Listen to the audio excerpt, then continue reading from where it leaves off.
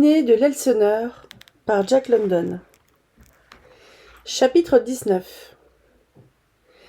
L'Alizé du Nord-Est nous a portés jusqu'à l'Alizé du Sud-Est, après nous avoir laissés, plusieurs jours durant, rouler et étouffer dans la région des Grands Calmes.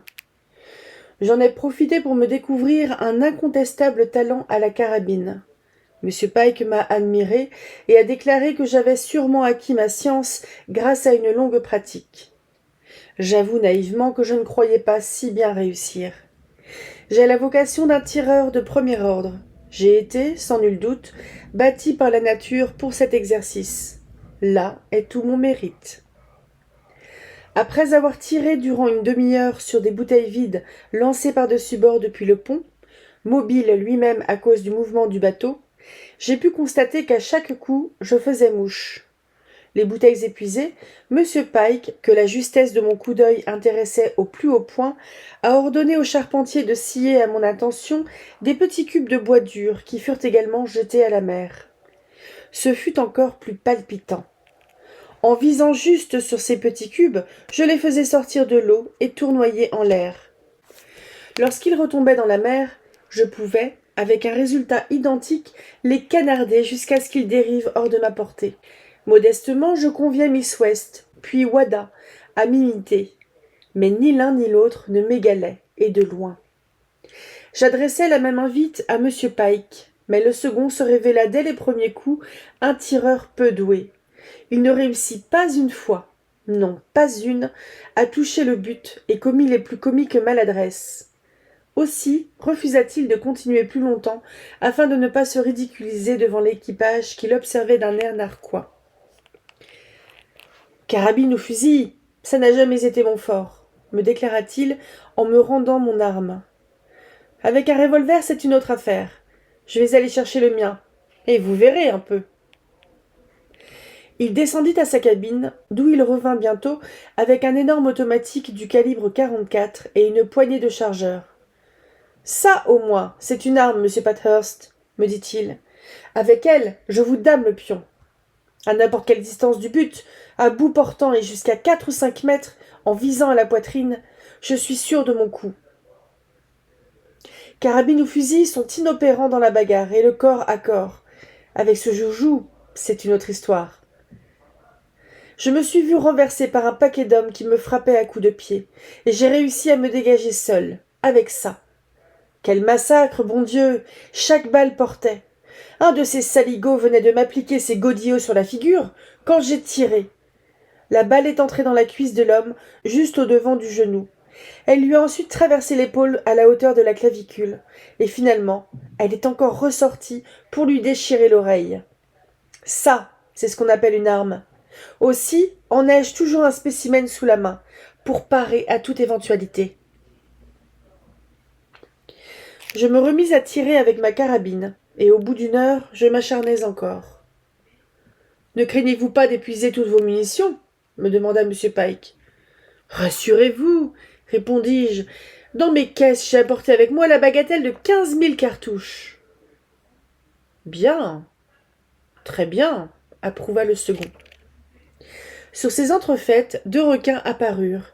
Ils étaient de très grande taille, et M. Pike estima leur longueur à 4,50 m environ. Comme c'était un dimanche, il était permis aux hommes de l'équipage, sauf à ceux qui étaient employés à la manœuvre, de disposer librement de leur temps. Aussi, à l'aide d'une haussière en guise de ligne et d'un gros crochet de fer amorcé d'un morceau de lard salé du calibre de ma tête, le charpentier eut-il vite fait de capturer un des monstres, et un deuxième après lui. Ils furent tous deux hissés sur le pont, et j'eus le spectacle du déchaînement de la pire cruauté humaine. L'équipage tout entier se précipita sur les 2 bêtes, avec des couteaux de gabier, des hachettes et des couteaux à viande pris à la cuisine. Cette bande de vicieux et de dégénérés rugissait et beuglait de plaisir à toutes les atrocités qu'elle commettait. En matière de conclusion, le premier des 2 requins fut jeté dans la mer avec un pieu épointé des 2 bouts, coincé verticalement entre ses mâchoires qu'il ne pouvait plus refermer. Il était ainsi condamné à mourir lentement d'inanition. « À l'autre maintenant, les gars !» cria Andy Fay. « Je vais vous montrer un truc marrant. » De tous les bourreaux rangés aussitôt sous les ordres d'Andy Fay, le badaud maltais fut, après lui, le plus barbare. Le ventre du requin fut habilement ouvert dans sa longueur, et le monstre entièrement vidé de tous ses organes. Bientôt, rien ne resta plus de la bête que son enveloppe de chair, qui continuait ses soubresauts sur le pont et refusait de mourir. Mais je vais vous raconter pire. Mulligan Jacobs, qui s'était redressé, ses bras de boucher ensanglantés jusqu'au coude, me jeta soudain dans la main, sans crier gare, un morceau de chair rouge. Je reculai brusquement, suffoqué d'horreur et aux hurlements de joie de toutes les brutes qui m'entouraient. Je laissai tomber ce qu'on m'avait collé dans la main. Puis, j'eus honte de moi-même et de la piètre estime que me valait ma réaction. Surmontant mon dégoût, je baissai les yeux avec un calme apparent vers la viande que j'avais lâchée. C'était le cœur du requin. Et là, devant moi, sur le pont brûlant où la poix amollie perlait entre les joints du plancher, je vis ce cœur se remettre à battre. J'osais plus. Je me baissai pour le ramasser, et il continuait à battre dans ma main. Du coup, l'équipage cessa de se moquer de moi.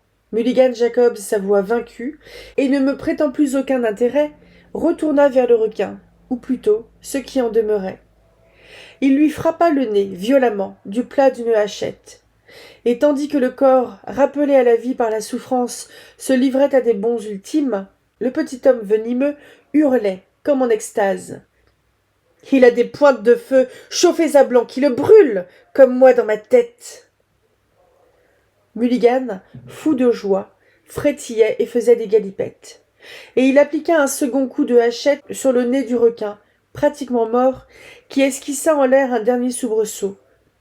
Bouleversé, mais l'air en apparence indifférent, je battis en retraite sans seulement m'apercevoir que je tenais toujours dans ma main le cœur du requin. Je montai sur la dunette, où j'aperçus Miss West étendue sur sa chaise de pont, avec son panier à ouvrage posé à ses pieds. Presque en même temps, j'eus conscience de ce que je portais, et me dirigeai vers la lisse, afin de le jeter à la mer.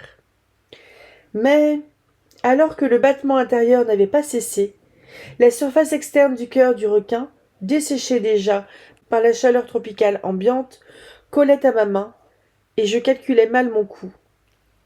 Au lieu de franchir la lisse, le morceau de viande vint s'aplatir au-dessous d'elle.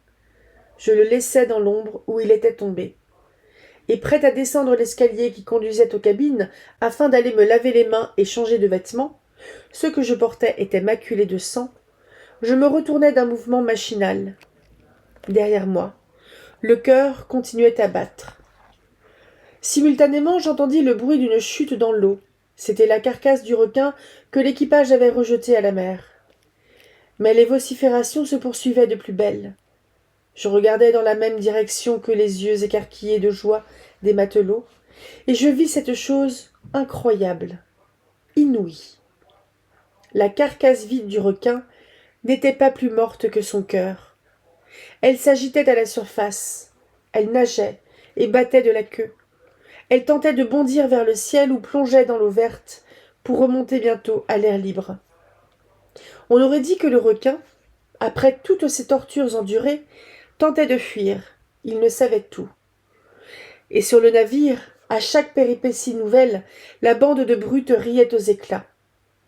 Je me décidai à regagner ma cabine, mais je n'avais pas descendu la moitié de l'escalier quand de nouveaux cris retentirent, accompagnés de nombreux « Hip, hip, hurrah !» Je remontai sur la dunette. Une demi-douzaine d'autres requins, plus petits ceux-là, s'étaient montrés et avaient encerclé leurs congénères, auxquels ils s'attaquèrent sans désemparer. Ils le mirent en pièces, et engloutirent jusqu'au dernier lambeau de la bête déchiquetée. Je baissai les yeux une dernière fois vers l'ombre de la lisse. Le cœur de l'animal supplicié, dont le corps était déjà en voie de digestion dans l'estomac des petits requins, y battait, battait, battait encore.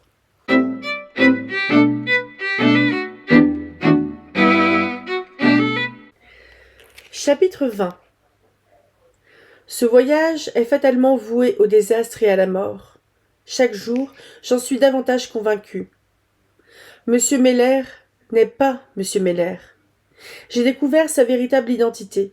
et si M. Pike la connaît un jour, un meurtre est inévitable. M. Meller n'est pas né en Géorgie, mais en Virginie. Son vrai nom est Waltham. Sidney Waltham, exactement. C'est un membre indigne, mais authentique, de cette puissante famille. J'en suis maintenant aussi persuadé que du sort qui lui est réservé par M. Pike, si le voile est levé. Voici comment j'ai fait cette découverte. La nuit dernière, un peu avant minuit, je montais sur la dunette. M. Pike était de quart, et nous nous promenions de long en large, alors qu'il tournait pour moi quelques pages de sa vie passée.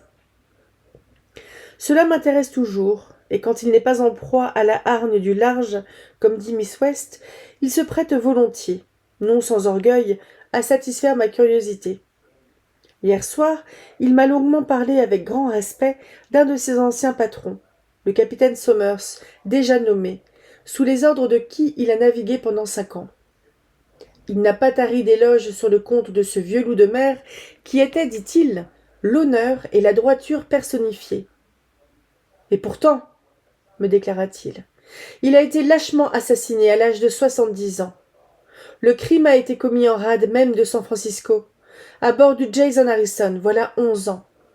Le capitaine Somers avait eu une attaque de paralysie. C'est dans son lit que le 2e lieutenant du bord, un démon vomi par l'enfer, l'a attaqué et frappé à mort. Ça a été horrible, d'après ce qu'on m'a raconté. Oui, je naviguais alors sur un autre bateau, et je ne suis revenu à terre que 3 mois après.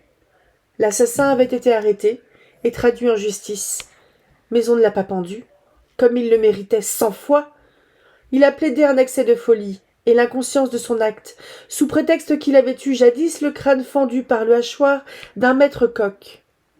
Sa thèse a été admise par le tribunal, et il s'en est tiré, avec 10 ans de prison. C'était pourtant, de l'avis général, un individu peu recommandable, mais qui appartenait à la famille bien connue des Waltham de Virginie. Ses parents ont fait agir en sous-main toutes les influences dont ils disposaient. Bref, Sidney Waltham, c'est le nom de ce misérable, non seulement n'a pas été pendu, mais on lui a rendu la liberté, au bout de 7 ans de prison. À ce moment, la cloche d'arrière, voisine de la roue, sonna un coup unique qui fut répété par la cloche d'avant. C'était le signal coutumier du changement de quart, que le tintement de la cloche précédait de 15 minutes. Le hasard voulut que M. Meller, qui se trouvait dans nos parages, escaladât immédiatement l'échelle de la dunette pour venir prendre son poste. M. Pike, perdu dans ses souvenirs, continua son récit. Tandis que Sidney Waltham était en prison, je ne me suis pas occupé de lui. Mais quand j'ai appris qu'on l'avait relâché, avant même l'expiration de sa peine, j'ai juré qu'un jour ou l'autre j'aurais sa peau, et je l'aurai. Je ne crois ni à Dieu, ni à diable, et quelquefois j'ai la nausée de ce monde pourri que nous habitons. Mais je sais bien, je le répète, que j'aurai tôt ou tard la peau du meurtrier, du vieux capitaine Somers. Où niche-t-il à l'heure qu'il est? Je l'ignore. Une fois libéré, il a disparu. J'ai complètement perdu sa trace, et malheureusement, je n'ai pu me procurer aucune photographie de lui. Mais c'est un marin, et l'heure arrivera. J'en ai le pressentiment, que dis-je, la certitude, que nous nous rencontrerons, nez à nez. Alors, à cet instant précis, tandis que M. Pike convulsait ses traits, fermait ses gros poings et levait vers le ciel ses bras menaçants, une allumette, grattée par M. Meller pour allumer sa pipe, craqua devant nous et flamba dans l'obscurité, nous éclairant tous trois. « Il se peut, » conclut M. Pike, « que depuis cette époque, ce sinistre personnage soit devenu difficilement reconnaissable. D'ailleurs, je ne l'ai jamais vu. Il a tout intérêt à dissimuler son identité légale, ça ne fait pas l'ombre d'un doute. Mais il y a l'entaille de son crâne qu'il n'a pu boucher. C'est grâce à cette plaie que je le reconnaîtrai. J'y plongerai d'abord mes doigts. Patience, patience, monsieur Pathurst. J'ai la conviction qu'à la minute où je m'y attendrai le moins, cette heure viendra. M. Meller s'était avancé plus près de nous pour écouter la fin du discours de M. Pike. Il demanda tranquillement. « Comment disiez-vous que s'appelait Le capitaine en question, lieutenant ? Somers. Le vieux Somers, répondit M. Pike. N'est-ce pas lui, poursuivit le deuxième lieutenant, qui commandait il y a une trentaine d'années le Lammermoor ? Exactement. Somers. Somers. Le vieux capitaine Somers. Eh bien, je l'ai connu moi aussi. Ce nom ne m'est pas étranger. Le bateau sur lequel je servais était à l'époque à l'ancre près du sien, dans la baie de la Table au cap de Bonne-Espérance. M. Pike, oubliant évidemment ses propres brutalités à l'égard de ceux à qui il commandait, s'éloigna en murmurant. Quelle honte! Un homme qui était l'honneur de la profession, lâchement assassiné. Je dis bonsoir à M. Meller et me retirai à mon tour, quand il m'appela à voix basse. Monsieur Bathurst, s'il vous plaît. Qu'y a-t-il pour votre service ? Oh, rien. C'est-à-dire, presque rien. Il mit son doigt sur ses lèvres et se pencha vers mon oreille. J'aurais un petit service à vous demander, reprit-il. Il s'arrêta de parler, comme hésitant, et s'humecta les lèvres. La force mystérieuse que j'avais devinée chez lui semblait m'observer à travers ses prunelles, et prête à me sauter à la gorge. Il faut m'excuser tout d'abord pour mon importunité, poursuivit M. Meller d'une voix tranquille. Vous vous souvenez sans doute de cette cicatrice que j'ai sur la tête et que cachent d'habitude mes cheveux et ma casquette. Comme tous les marins, je l'enlève rarement, sauf pour me coucher. Au début du voyage, je vous l'ai montrée. Je la vois encore. Vous n'en avez jamais parlé à personne. À personne, ni au capitaine West, ni à Miss West. À aucun d'eux, je vous en donne ma parole, ni à monsieur Pike. Ni à monsieur Pike. Alors, tout va bien. Monsieur Meller respira longuement. La chose mystérieuse et menaçante parut rentrer dans son crâne. Je vous remercie, monsieur Bathurst. Je suis un original, évidemment. Mais que voulez-vous ? Chacun ses manies. Je ne voudrais pas que cette difformité soit connue de tous. On a sa coquetterie, que voulez-vous ? Même un marin. Sa coquetterie. Comme une jolie femme. Tranquillisez-vous donc, monsieur Meller. Et vous ne direz rien non plus à personne dans l'avenir. Le ton s'était brusquement modifié. C'était celui d'un ordre, et l'éclair mauvais avait, de nouveau, reparu dans les yeux. Je ne dirai rien, répondis-je froidement. Je vous remercie. Je regagnai ma cabine et mon lit, et j'eus de la peine à m'endormir. Trop de visions sinistres hantaient mon esprit. Que le meurtrier du vieux capitaine Somers soit sur l'Elseneur, sous le nom de M. Meller, impossible d'en douter. Que M. Pike, par un hasard extraordinaire, n'ait jamais entrevu la plaie que j'étais seul à connaître et qui pouvait confondre le deuxième lieutenant, c'est également certain. Je continuerai à me taire, c'est entendu. Mais je m'explique maintenant cette antipathie instinctive que j'éprouvais, dès les premiers jours, pour Sidney Waltham. Je comprends également pourquoi la même lueur inquiétante traverse parfois les prunelles du deuxième lieutenant, identique à celle que je découvre dans les yeux du trio de Forban du poste d'avant. Monsieur Meller, lui aussi, n'est qu'un gibier de potence. Et les 7 années de prison qu'il a subies l'ont dressé, comme c'est l'usage, à une perpétuelle dissimulation, à un contrôle implacable de tous ses actes, de toutes ses pensées, même les plus secrètes. Sachant ce que je sais maintenant, je me rends compte, avec une évidence croissante, qu'à bord de l'Elseneur se trouvent réunis les éléments d'une affreuse tragédie maritime. Le bateau est chargé de dynamite humaine, qui peut, à tout moment, faire sauter et réduire en miettes notre petit monde flottant.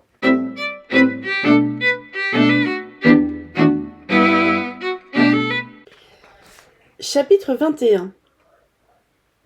Les jours continuent à s'écouler, monotones. L'Alizé du Sud-Est, que nous tenons désormais, est particulièrement vif, et des petits paquets de mer s'engouffrent parfois dans les hublots ouverts des cabines. C'est ainsi qu'hier, la cabine de M. Pike a été inondée. En dehors de cet incident, rien d'intéressant. Le trio et ses acolytes continuent à dicter la loi au poste d'avant. Les pointes de feu et les crochets chauffés à blanc brûlent toujours dans le cerveau de Mulligan Jacobs. Charles Davis réside dans sa petite chambre d'acier, qu'il ne quitte que pour aller chercher sa nourriture à la cuisine. Miss West pianote et chante, soigne Possum, blanchit et repasse, et s'adonne entre-temps à ses menus ouvrages de broderie. Monsieur Pike, un jour sur deux, fait jouer son phonographe. Monsieur Meller dissimule la fente de son crâne, et comme je l'ai promis, je lui garde son secret. Plus distant que jamais, le capitaine West reste assis, en plein courant d'air, dans la pénombre de sa cabine ou du grand salon. Il y a 37 jours que nous sommes en mer, et nous n'avons pas jusqu'ici rencontré un seul bateau. Mais aujourd'hui, presque simultanément, 6 bâtiments ont été tout à coup signalés. Et plus encore que notre solitude passée, cette brève vision m'a donné la notion de l'immensité désertique de l'océan. M. Pike m'a appris que nous sommes seulement à quelques 300 milles de la côte sud-américaine. Et pourtant nous étions, récemment encore, à peu près à la même distance de la côte d'Afrique. Ce matin, un énorme papillon aux ailes de velours est venu volter à bord. Comment a-t-il pu franchir les 300 milles qui nous séparent de la terre? Et contre le vent encore. Chacun de nous s'en étonne. La croix du Sud est visible au firmament depuis plus d'une semaine. L'étoile polaire a disparu dans le nord, derrière la courbure de la terre, et la grande ours, au plus haut point de sa route, demeure très bas sur l'horizon. Bientôt, elle sera couchée, elle aussi, et nous verrons apparaître les nuées de Magellan. Larry et Shorty se sont livrés bataille. Je n'étais pas là, mais au dire de Wada, M. Pike a regardé un instant la bagarre. Puis, exaspéré par leur maladresse, il leur a allongé à chacun une gifle qui a mis fin au combat. En guise de commentaire, il leur a déclaré ensuite que tant qu'ils ne seront pas capables de s'exhiber en meilleure forme, ils se réservaient seuls le droit de cogner à bord de ce bateau. Des armées de rats grouillent dans la cale de l'Elseneur, parmi les 5000 tonnes de charbon dont il est chargé. Les bêtes n'ont aucun moyen de fuir leur prison d'acier, car tous les ventilateurs sont garnis d'un épais treillage métallique. Ils se sont multipliés au cours du précédent voyage du voilier, qui portait alors un chargement d'orge. Emprisonnés sans nourriture dans les cales où est entreposée la houille, ils en sont réduits à se dévorer mutuellement. D'après M. Pike, quand nous arriverons à Seattle, il n'y aura pas plus d'une demi-douzaine de survivants, les plus forts, les plus gros et les plus féroces. Parfois, en passant devant la bouche d'un ventilateur, j'entends, des noires profondeurs du navire, monter les cris de bataille et leurs gémissements plaintifs. D'autres rats vivent à l'avant, dans l'entrepont où sont emmagasinés les voiles de rechange. Plus heureux que leurs congénères, ils ne se gênent pas pour sortir la nuit de leur retraite, courir sur le pont, y lécher la rosée et découvrir quelques rogatons à la cuisine de l'équipage. Wada, paraît-il, a réussi à mettre la main sur l'un d'eux, un gros père, l'aïeul de tous les rats du navire. Du bout du nez à l'extrémité de la queue, l'animal mesurait 45 centimètres. M. Pike et Wada se sont enfermés dans une cabine en compagnie du rat, sur lequel Possum a été lâché. Mais c'est le chien qui a été battu à plate couture. Les deux hommes ont dû tuer eux-mêmes le rat, tandis que le fox terrier gisait à terre, en proie à des convulsions. M. Pike, qui a horreur des faibles et des lâches, est depuis ce jour profondément dégoûté de Possum. Il ne joue plus avec lui, ne lui parle même plus, et s'il le rencontre sur le pont, il grommelle à son adresse des propos aigres. Tout le long du jour, sous un ciel sombre et bas, l'Elseneur plonge et bondit sous la pression du vent, à travers une mer aux lames courtes et hachées. Ces perpétuelles variations de la mer et du vent signifient pour l'équipage, que Miss West trouve si superbe, tout est relatif, un surcroît de travail. Monsieur Pike grogne et ronchonne sans arrêt.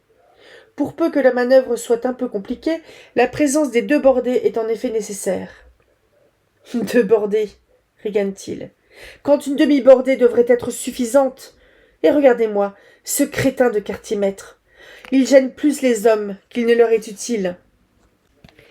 Pauvre Nancy. Il est toujours la créature la plus triste, la plus minable et la plus transie que j'aie jamais contemplée. Il est le symbole même de l'impuissance. Sundry Byers est son digne pendant. Avec une expression d'indicible douleur et de désespoir sans fond, il continue à presser des mains son abdomen. Il cherche sans cesse ce qu'il pourrait bien accomplir d'utile, mais en vain. Il lorgne longuement les agrès, avec une attention éperdue, comme s'il était en face d'un problème compliqué à résoudre, et il ne sert bien entendu qu'à gêner lui aussi ses prétendus subordonnés. Bon Dieu de bon Dieu, se lamente M. Pike. Comment voulez-vous naviguer avec un équipage pareil, sous les ordres de quartier-maître tout aussi incapables? Ah, si c'était moi le capitaine, je leur secouerais les puces, je vous en donne ma parole. C'est une bande de cossards. 2 ou 3 en claqueraient peut-être, c'est entendu, mais les autres marcheraient. Et dire qu'il va falloir passer le cap dur avec des types pareils. Je n'ose pas y penser. Ils seront par avance esquintés, et ce sera 10 fois plus dur qu'aujourd'hui. Depuis sa bataille malheureuse avec le rat, Possum a une frousse intense de tout. Des voiles qu'on abaisse et qu'il croit prêtes à lui tomber sur la tête, des cordages qu'on file et qui se tortillent sur le pont, et partout, il croit voir surgir un rat.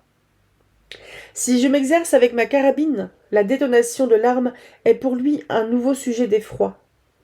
L'antipathie que M. Pike éprouve pour la pauvre bête va toujours croissant.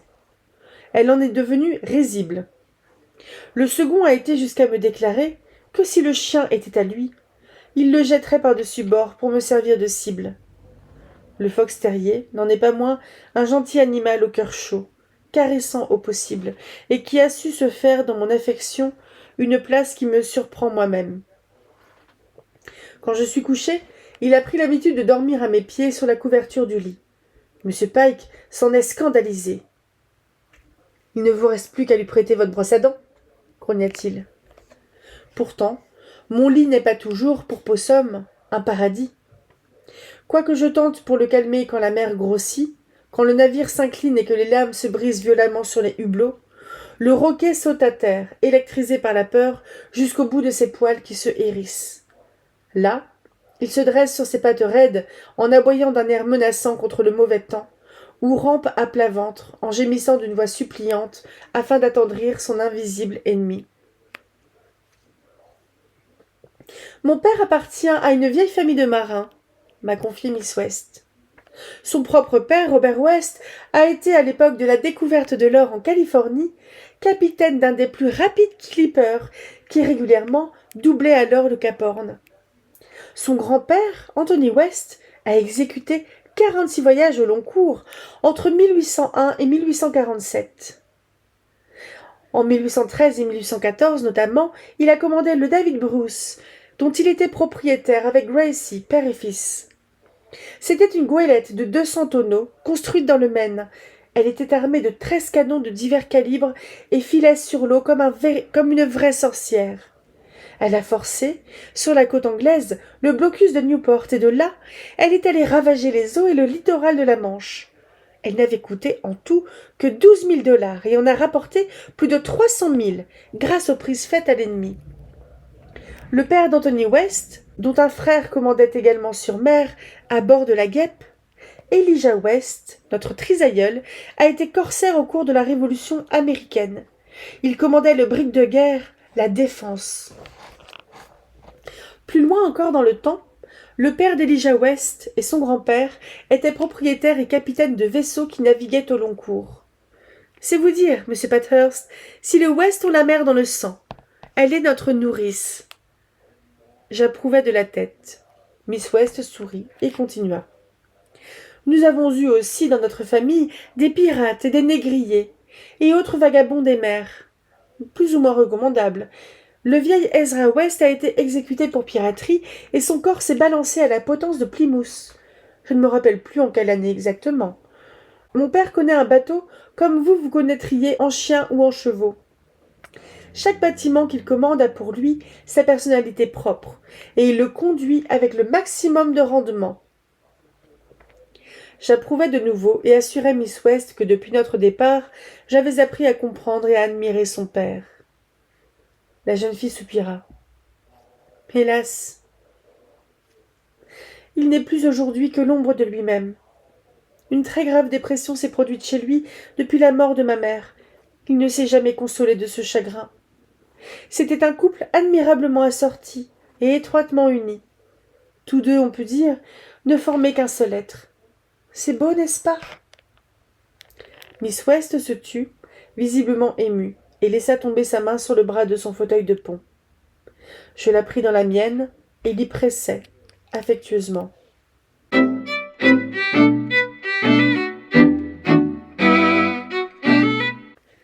Chapitre 22. Hier, vers la fin de la journée, j'étais en train de jouer aux cartes avec Miss West dans le grand salon, quand le capitaine West observa. « Ce soir, nous allons avoir encore un beau coucher de soleil, je crois. » Quittant nos sièges aussitôt, la jeune fille et moi nous montâmes tous deux sur le pont. Le coucher de soleil annoncé par le capitaine West étalait sur sa palette ses gammes lumineuses qui croissaient peu à peu d'intensité, groupaient les longues lignes de ces nuages à bord de lacs immobiles ou les dressaient en forme de tour. « Regardez !» s'écria tout à coup Miss West. « Dans le ciel, on voit des tas de choses. On se croirait en pleine baie de San Francisco. Ici se dessine dans le couchant la porte d'or, puis, au-delà, le groupe d'îles des Farallones. Elles semblent nager dans un second et plus petit coucher de soleil qui s'encadre dans le premier. Et si nous nous retournons, c'est San Francisco lui-même qui apparaît, avec la silhouette de ses principaux monuments. C'est admirable. Qu'en dites-vous, monsieur Pike? Monsieur Pike était appuyé, non loin de nous, sur le garde-corps de la dunette. Il ne contemplait pas l'embrasement du ciel. Son regard méprisant se promenait plus prosaïquement de Nancy, qui baguenaudait sur le pont avec sa dégaine lamentable, à Possum, qui s'aplatissait d'effroi chaque fois qu'une voile claquait à vide au-dessus de lui. Ainsi interpellé, M. Pike tourna la tête et, levant les yeux, gratifia la féerie céleste d'un regard solennel. « Très étonnant, en effet, » grogna-t-il. « D'autant qu'on peut voir là-dedans tout ce qu'on veut. Ce que vous appelez les Farallones me produit l'effet d'une escadre de bateaux de guerre se dirigeant droit vers la porte d'or, à une vitesse de 20 nœuds. » Il y avait du vrai dans l'observation du second. Le spectacle auquel nous assistions se modifiait de minute en minute, et bientôt, un gigantesque cuirassé parut s'avancer seul sur les flots.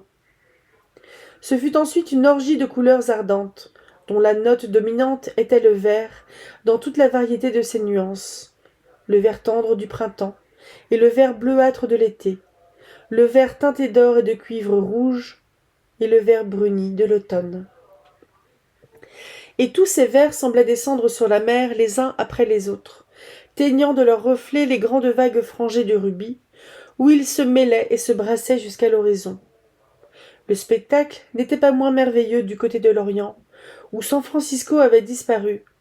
Le ciel, semblable à une conque gigantesque, était aussi chatoyant et doux qu'il rutilait vers le couchant. C'étaient des roses tendres ou saumons, et des bleus pâles légèrement teintés d'émeraude. Pareil à du satin, une brume transparente voilait harmonieusement le firmament, où la lune nacrée, qui se levait, était semblable à une perle humide. « Du côté du nord, ce n'est pas mal non plus, » grommela M. Pike d'un air sarcastique. « Et puisque ça vous intéresse, profitez-en, le spectacle est gratuit. » Le secteur nord, en effet, avait lui aussi sa beauté. Avec des tons plus froids, il était couvert d'une sorte de plumetis léger, aux nervures carminées, et d'un amas de toisons moutonneuses qui s'étendaient jusqu'à l'infini. Enfin, dans le secteur sud, un quatrième tableau où dominaient des nuages gris, bas sur la mer et brodés de jaune-orange, complétait le décor surhumain qui nous enveloppait. Brusquement, Toutes ces couleurs s'éteignirent, ou plus exactement, se fondirent dans un moelleux crépuscule où la lune versait, sur la mer violâtre, des larmes de vif argent. Et ce fut, enfin, l'obscurité à la fois profonde et brillante de la nuit étoilée et silencieuse. Miss West et moi, nous nous écartâmes l'un de l'autre, saturés tous deux de beauté. Je ne me lasse jamais d'observer le capitaine West. Il ressemble vaguement à certains portraits de Washington. Il mesure 1,80 m, il est d'une minceur toute éthérée, avec une nuance d'ascétisme, et possède, dans ses moindres gestes, une grâce altière et nonchalante. Bref, il figure assez bien, dans son ensemble, le type ancien du gentleman de la Nouvelle-Angleterre. Sa tenue est impeccable. Il a les mêmes yeux gris que sa fille, avec le même sourire bienveillant et malicieux. Sa peau est plus rose que celle de Miss West. Ses cils et ses sourcils sont plus blonds. Tout en étant affable et courtois, il semble planer au-dessus du commun des mortels, et même avec ceux qu'il considère comme ses égaux sociaux, il ne se départit jamais d'une certaine froideur. Il est, en temps normal, passé maître dans l'art de ne rien faire. Il ne lit jamais aucun livre, sauf la Bible, et ne paraît pas pourtant s'ennuyer. Je l'observe souvent. Il est assis dans un fauteuil de pont, très occupé en apparence à examiner la taille et le poli parfait de ses ongles. Mais j'en jurerais, il ne les voit certainement pas. Miss West m'assure qu'il aime la mer. C'est en ce cas un amour intérieur que rien ne trahit. Croyez-vous qu'il soit monté avec nous, sur le pont, admirer le magnifique coucher de soleil qu'il nous avait signalé? Pas du tout. Il est resté au salon, installé dans son grand fauteuil de cuir, à regarder droit devant lui dans le vide, tel un dormeur éveillé. Les jours continuent à s'écouler et les saisons se succèdent rapidement. Nous avons quitté Baltimore au temps de l'hiver pour rencontrer bientôt le printemps, puis traverser l'été. Maintenant c'est le plein automne et nous poussons droit vers le sud où règne, au Cap Horn, l'hiver rigoureux. Et quand nous aurons doublé le cap, nous remonterons vers le nord où nous retrouverons le printemps et l'été, un long été qui nous amènera à Seattle. En 5 mois, se seront succédées toutes ces saisons. Pour l'instant, nos légers coutil blancs ont disparu, afin de faire place aux vêtements des climats tempérés. Wadham a sorti des pyjamas plus épais et des sous-vêtements qui pourront m'être utiles. Durant la nuit, Possum ne se contente plus de coucher sur le lit. Il gratte des pattes et se fourre sous les couvertures. Nous sommes à présent à la hauteur du Rio de la Plata, dont le large estuaire baigne Buenos Aires et Montevideo. C'est une région fertile en orages et en tempêtes, et M. Pike a déclaré que nous devions nous attendre à quelques pamperos. Le capitaine West semble, comme de coutume, indifférent. J'ai remarqué, cependant, qu'avec son air détaché, il observe longuement le ciel et consulte fréquemment le baromètre. Vers la fin du jour, en effet, à l'heure du crépuscule, nous avons eu un avant-goût des aménités qui nous viennent de la pampa. Il n'y avait pour ainsi dire pas de vent, et l'Elseneur n'était poussé dans sa route que par des risées intermittentes qui soufflaient du nord et nous balançaient. Le bateau tanguait d'une façon exaspérante, sur une houle vitreuse provenant sans nul doute de quelque lointaine tempête. Devant nous s'éleva soudain dans le ciel, comme par enchantement, une sorte d'immense mur d'un noir ardoisé, qui bouchait complètement l'horizon. Les risées du nord, cependant, continuaient à gonfler irrégulièrement nos voiles et à nous pousser lentement vers ce mur sinistre et mystérieux. D'un cumulus orageux chargé d'électricité, qui derrière nous flottait dans les terres, jaillit brusquement un feu d'artifice d'éclairs qui illumina le ciel de plomb.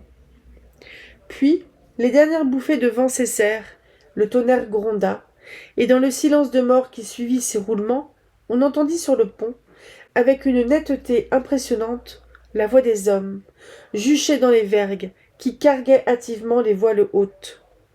Ils travaillaient avec ardeur, visiblement inquiets du danger inconnu qui nous menaçait. Les deux bordets trimaient simultanément, aux ordres que leur criaient d'en bas M. Meller et M. Pike.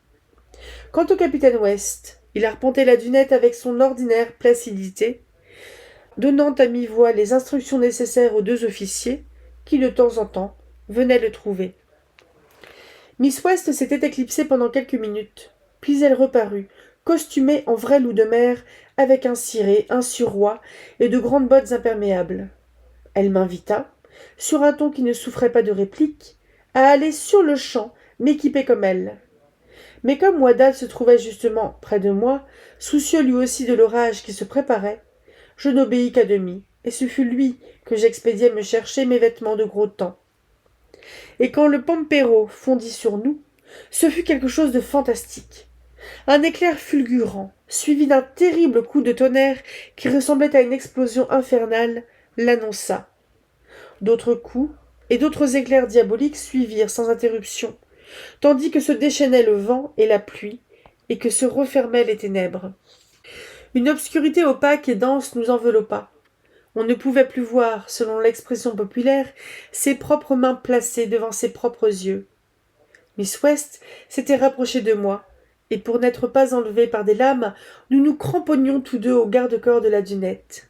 « N'est-ce pas superbe » me cria Miss West. Je collai ma bouche contre son oreille, et tandis que des mèches de ses cheveux, fouettées par le vent, me chatouillaient la figure, je clamai ma réponse dans la nuit noire et hurlante. « Splendide, en effet !» Ma main se crispa sur la sienne, qu'elle ne retira pas.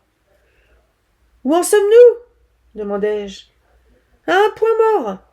Nous n'avançons ni ne reculons. Nous sommes bloqués par l'avant et par l'arrière. » À ce moment, la voix claire et mélodieuse du samouraï se fit entendre et perça la tempête. « La barre est tout au vent » interrogea-t-elle. « Tout au vent, capitaine » répondit le timonier, d'une voix rauque et cassée. « Mais nous ne gouvernons plus. »« Peu importe. Tiens bon. C'est un moment à passer. » Les éclairs étincelaient tout autour de nous, nous baignant de flammes, le rugissement du tonnerre nous assourdissait. À chaque éclair se dessinait sur le ciel, en une vision d'apocalypse, le squelette noir des mâts immenses et dénudés, hauts de 30 mètres, et de leurs vergues auxquelles se cramponnaient les matelots, pareils à des insectes monstrueux. Des quelques voiles restés en bas, dans la partie inférieure de la mâture, s'éclairaient les grands carrés blancs, blafards et sinistres, et tout en bas, sur le pont, dans un fouillis de cordages enchevêtrés où ils trébuchaient, d'autres grappes d'insectes humains tiraient et halaient désespérément sur les manœuvres. Et de la dunette, le maître, dont c'était l'heure, ordonnait sans broncher tout ce chaos, insufflait la vie à toutes ces chétives créatures par l'intermédiaire de 2 hommes, ses subordonnés, dont l'un était un assassin. Dans un corps à corps impassible, il se battait avec la tempête.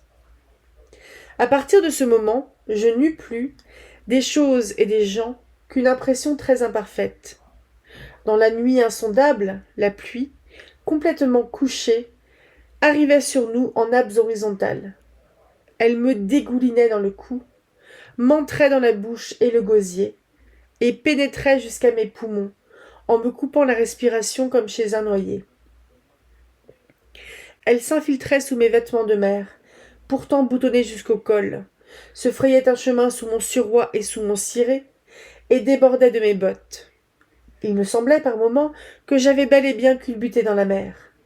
Dans ce déchaînement des éléments, dans cette sarabande effrénée de vent, de pluie, d'éclairs et de tonnerre, dans ce gouffre d'obscurité semblable à quelque puits de l'abîme où nous semblions enfouis vivants, Miss West était logée à la même enseigne que moi. L'eau ruisselait sur sa figure, sur ses vêtements, comme sur les miens, l'eau du ciel et de la mer dégoulinait en incessantes cataractes. Instinctivement, nous cherchâmes un point d'appui l'un contre l'autre. Comment nous fîmes notre compte ? Je ne saurais le dire exactement. Mon bras mouillé enserra la taille de la jeune fille, et son épaule se cala d'elle-même contre la mienne. Nous restâmes ainsi, 1 heure durant, abrutis et comme hébétés dans une sorte d'extase faite à la fois de douceur et d'horreur. Au bout de ce temps, comme nous ne pouvions plus tenir, nous nous frayâmes un chemin vers la chambre des cartes, en nous aidant mutuellement à conserver notre équilibre, lorsque l'Elseneur se dressait sur la mer démontée, où il plongeait, La tempête que nous venions de subir avait d'ailleurs atteint son point culminant.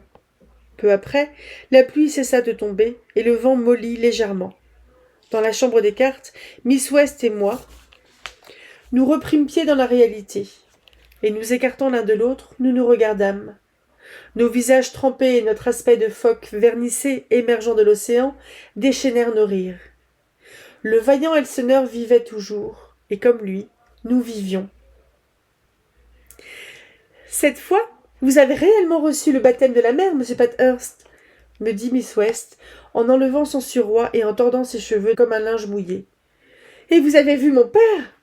C'est un roi, m'écriai-je. Le cri m'était parti du cœur.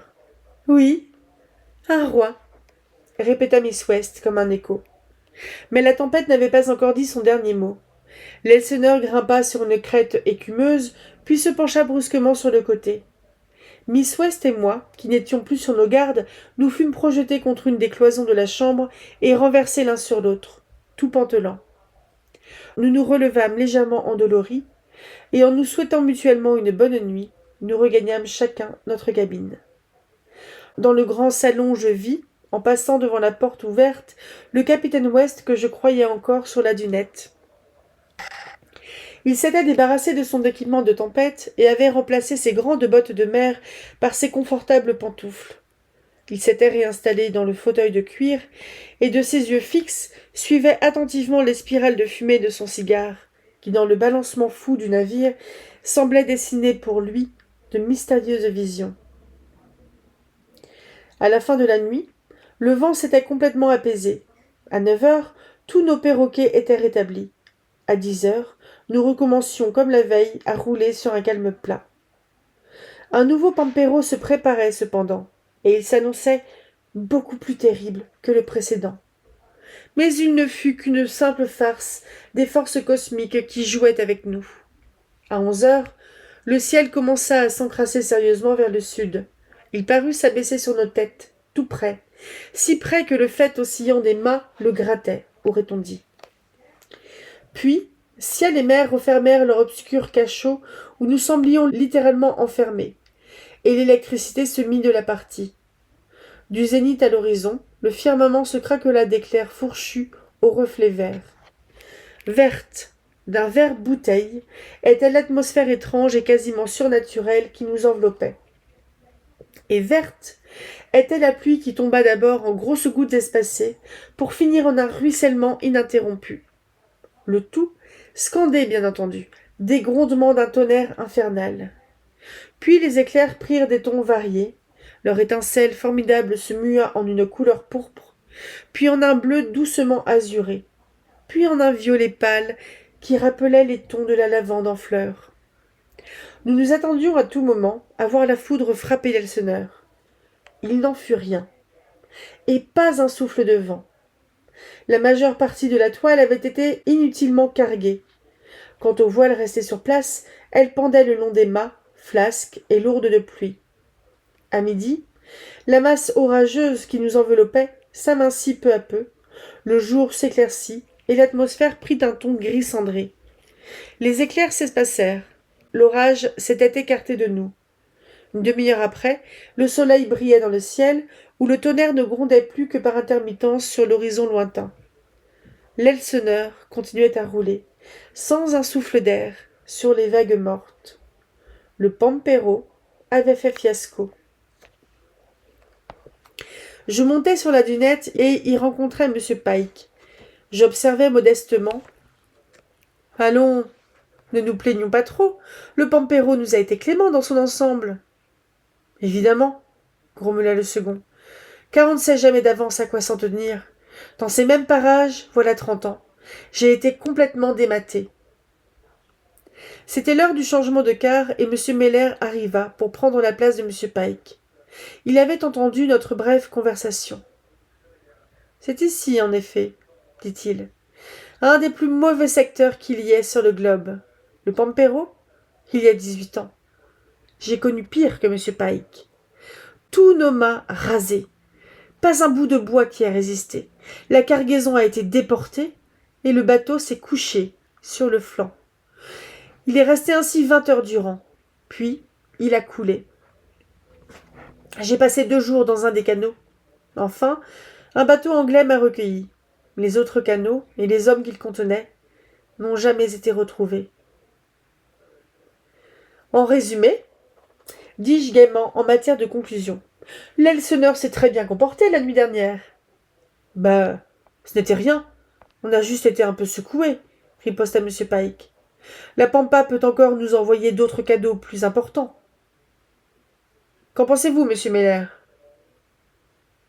La même chose que vous. Exactement. Plus tôt nous aurons passé cette latitude, mieux ça vaudra pour nous. Je préfère pour ma part les coups de chien du Cap Horn. Ils sont toujours terribles, mais au moins, avec eux, on sait à quoi s'en tenir. Ici, c'est l'inconnu. Pas de règles. Les meilleurs bateaux peuvent chavirer en un clin d'œil, les capitaines les plus renommés recevoir un croc en jambes. Là-dessus, M. Pike descendit l'échelle de la dunette, tout en fredonnant d'un air énigmatique un refrain d'un air populaire de Newcombe. Je le sais maintenant. Je n'en puis douter davantage.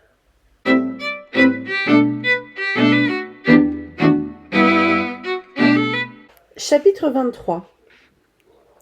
Chaque jour, les couchers du soleil nous offrent, au large de cette côte de l'Argentine, un spectacle plus théâtral et plus imprévu. Avant-hier soir, ce fut, très haut dans le ciel, un semis de nuages blancs et or qui semblait fuser du couchant. Il se reflétait du côté de l'Orient, en un second crépuscule miraculeux. Quant à la mer, elle avait des tons pastels pâles et bleuâtres. Hier soir, on assista, dans toute son ampleur, à une grandiose féerie qui se déroula vers l'Arizona. Des montagnes de nuages accumulaient, en gradins, les uns sur les autres, leurs rocs dentelés dont les bords flamboyaient de lueurs pourprées, tandis que les cavernes profondes s'imprégnaient de bleus opalescents. C'était, on aurait juré, surgissant des flots avec toute sa fantasmagorie décuplée, le grand canyon du Colorado, l'éblouissement des terres peintes. J'écris ces notes dans mon lit, soigneusement calées par mes oreillers, alors que l'Elseneur continue à rouler sur les houles énormes que nous envoient les ouragans du Cap Horn, où ils sévissent à jet continu. À la longue, c'est insupportable. J'ai dans mes prunelles le coucher de soleil de ce soir que Turner n'aurait pas désavoué.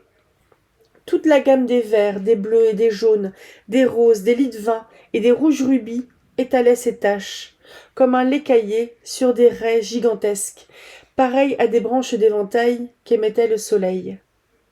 Et comme de coutume, tandis que je note ces impressions fugitives et admirables, cette incomparable splendeur qui m'emplit à la fois les yeux et le cerveau, j'entends, au-dessus de ma tête, M. Pike hurlant ses ordres et le piétinement sourd des larves qui lui obéissent. Je comprends qu'on réduit la voilure, ce qui veut dire qu'une nouvelle tempête est à prévoir. Ce matin même, à l'aurore, la situation était demeurée la même et nous roulions toujours sur cette houle qui finissait par donner le mal de mer. Le baromètre est très bas, m'a déclaré Miss West, mais elle ne croit pas pour sa part à un nouveau coup de Pampero. Car l'aiguille descend depuis la veille au soir, et il n'est pas dans les habitudes du Pampero de mettre tant de forme pour annoncer sa venue. Elle a ajouté « Si la partie supérieure des mâts est dégarnie de ses voiles, c'est un excès de prudence de la part de mon père. Vous verrez. Dans 1 heure, on remettra toute la toile. » M. Pike s'y trompa, tout comme Miss West. Quand le capitaine West apparut sur la dunette, en scrutant le ciel, M. Pike alla le rejoindre afin de prendre ses ordres. Et ses ordres furent visiblement contraires à ceux qui l'attendaient. Entre les 2 hommes, il y eut une courte discussion. Le désaccord était évident. M. Pike néanmoins obéit, et son rugissement, ordonnant de carguer de nouvelles voiles, s'éleva vers les hommes perchés dans la mâture. Partout, les cordages grincèrent dans les poulies, et des carrés de toile s'abattirent. Miss West ne tenait pas en place. « Mon père se trompe !» me glissait-elle dans l'oreille. « Je ne le dis qu'à vous, mais il se trompe. Vous ne sentez pas cette légère brise qui nous arrive du sud-est? Ce n'est pas la Pampa qui nous l'envoie. C'est le beau temps qui se lève. » Et elle me montrait le ciel, étincelant et pur sous le soleil. Pourtant, le samouraï ne s'était pas trompé. En ce qui concerne la prévision du temps, un instinct occulte le garde de l'erreur. Il est doué d'un véritable pouvoir de divination.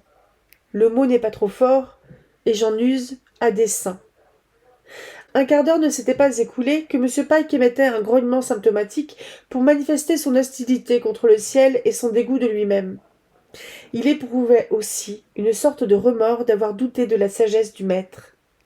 « Voici, lança-t-il vers Miss West et vers moi, toute la plata qui va nous tomber dessus. » Ce fut cette fois encore, sous la forme d'une masse opaque et noire, poussée comme une invisible catapulte par un vent d'une force fabuleuse, que le Pampero, chassant devant lui toute lumière et toute clarté, fit son apparition. Le tonnerre grondait sans répit, au sein de ces ténèbres mouvantes qu'un immense éclair déchira soudain de la base au faîte. Et ce fut alors, avec le déchaînement de la pluie et du vent, le feu d'artifice électrique de milliers d'autres éclairs. Comment les hommes, agrippés dans les vergues, juchés dans les mâts, réussirent-ils à regagner le pont? Je me le demande encore à cette heure, et ne le saurai jamais. L'Elseneur donna de la bande et se coucha sur le côté, à tel point que la lisse de bâbord vint se poser sur la mer et ne se releva plus. Il était impossible, avec une semblable inclinaison, de se maintenir verticalement sur le pont. Chacun, pour ne pas choir, s'accrocha à ce qui lui tombait sous la main. M. Pike saisit vigoureusement, de ses battoirs, le garde-corps de la dunette. Miss West et moi nous en fîmes autant, en déployant tous nos efforts pour conserver notre aplomb. Seul le samouraï, dans un équilibre aérien, pareil à un oiseau qui va prendre son envol, ne bronchait pas, et se contentait de s'appuyer d'une seule main sur ce même garde-corps. Il ne donnait d'ordre à personne. Comme je le compris sans peine, il n'avait en effet aucun ordre à donner. Attendre était la seule chose à faire, et il attendait, tranquillement. La situation était simple. Ou l'Elseneur se redresserait de lui-même avec ses mâts intacts, ou ses mâts se briseraient, et le navire ne se relèverait jamais. Pour l'instant, l'Elseneur gisait inerte, couché sur le flanc, et ses vergues à bâbord baignaient dans la mer qui les couvrait d'écume. Les minutes semblaient des siècles et la situation se prolongea. Puis la proue du navire ayant viré sous le vent, l'Elseneur se redressa enfin sur sa quille. Ce fut un spectacle étonnant entre tous que la reprise d'équilibre de ce magnifique bateau. Presque aussitôt, malheureusement, une rafale d'une violence inouïe arracha la voile de misaine de sa vergue. Elle l'en arracha, sans la détacher complètement, et l'immense carré de toile se mit à battre avec fureur, à croire que, sous la secouée de ces claques répétées et terribles, le navire allait se disloquer. Debout l'un à côté de l'autre, le capitaine West et le second contemplaient ensemble l'accident.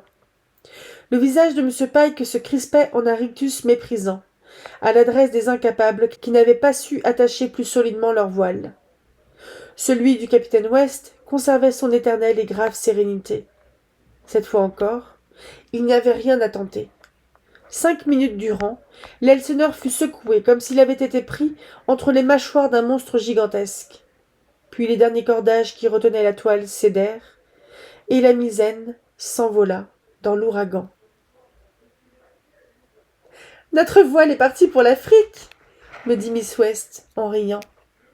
Comme son père, la jeune fille est totalement étrangère à la peur. Elle ajouta quelques instants après. « Le plus intéressant est passé. Nous ferons bien, je crois, de descendre nous mettre à l'abri. C'est la mer qui va donner maintenant. La mer et le vent. » Tout le jour, en effet, le vent a soufflé.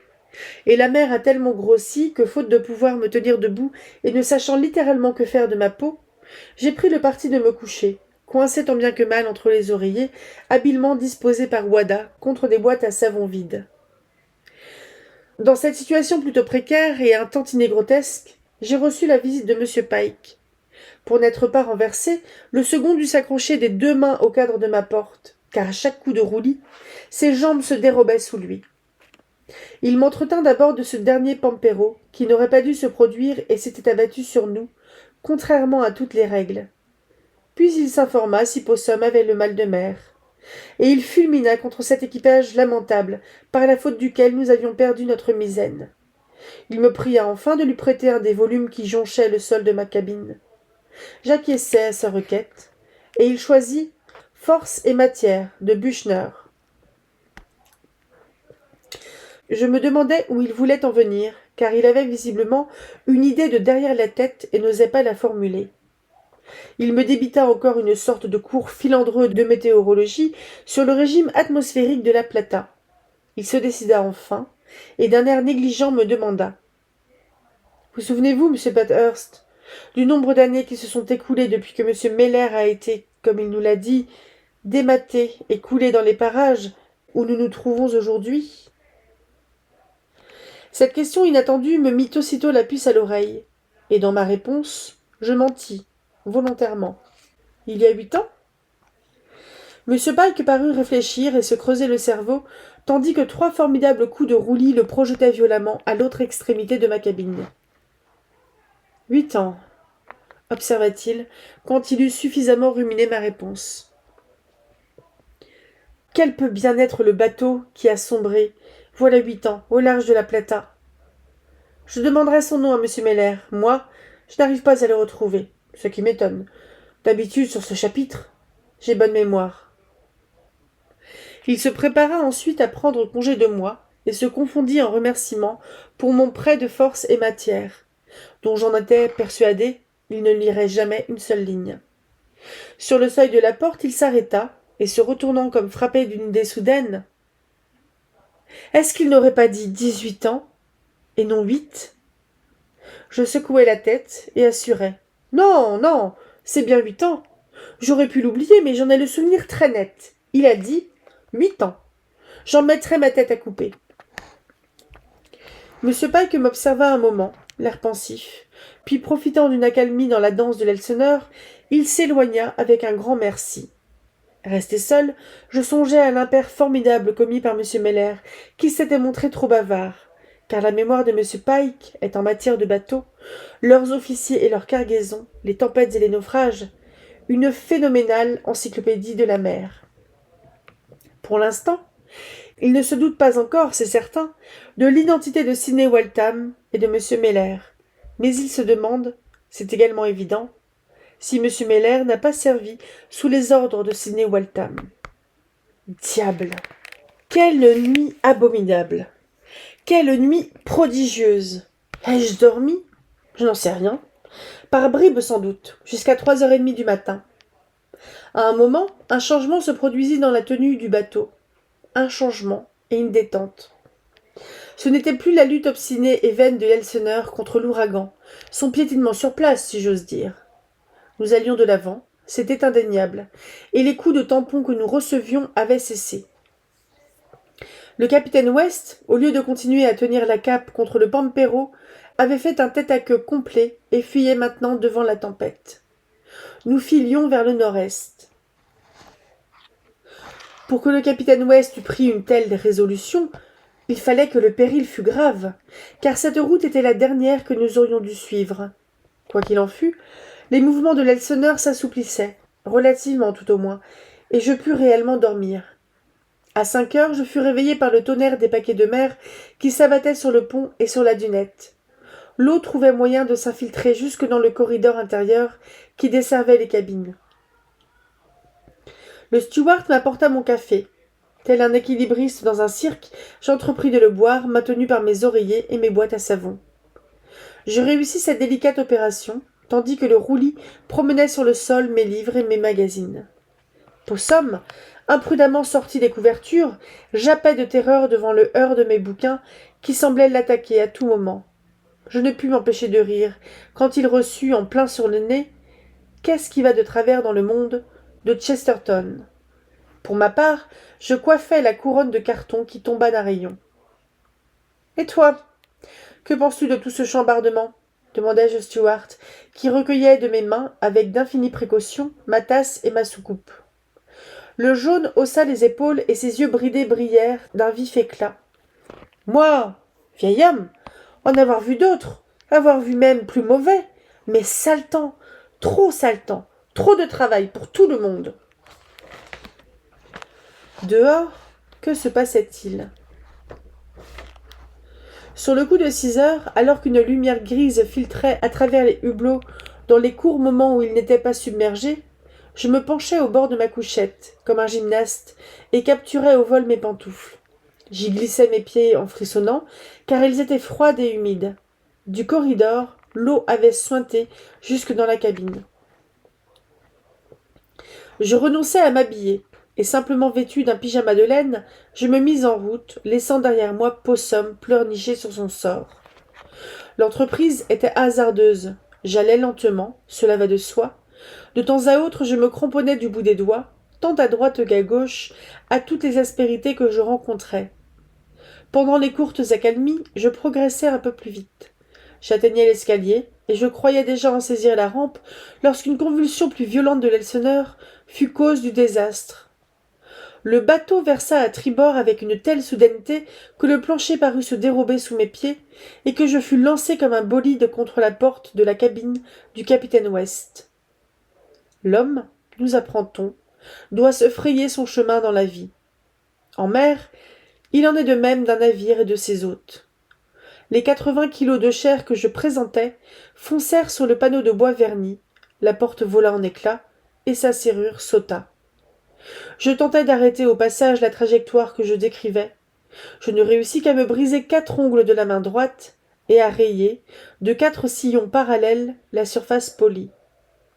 Continuant tout droit mon chemin, je fis irruption dans la vaste cabine. Ce fut Miss West qui me reçut, enveloppée dans une robe de chambre élégante et moelleuse, les yeux encore lourds de sommeil et pour une fois, ses beaux cheveux dénoués qui flottaient en désordre. Son regard stupéfait croisa le mien qui ne l'était pas moins.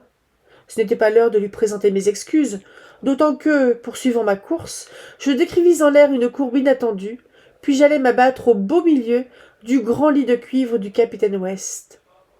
Miss West commençait à rire. « Entrez donc, et ne vous gênez pas !» Je me tins à 4, dans mon dépit, pour ne pas lui répondre vertement. Mais je me tus et me contentai de loger sous mon aisselle ma main cruellement endolorie. Je vis le steward qui poursuivait sur le tapis, sans pouvoir s'en saisir, la Bible du capitaine West et un rouleau de musique appartenant à la jeune fille. J'avais indéniablement la mine si ahurie, à plat ventre sur le lit, et le steward courant à 4 pattes sur le tapis était si comique, que Miss West se mit à rire à gorge déployée.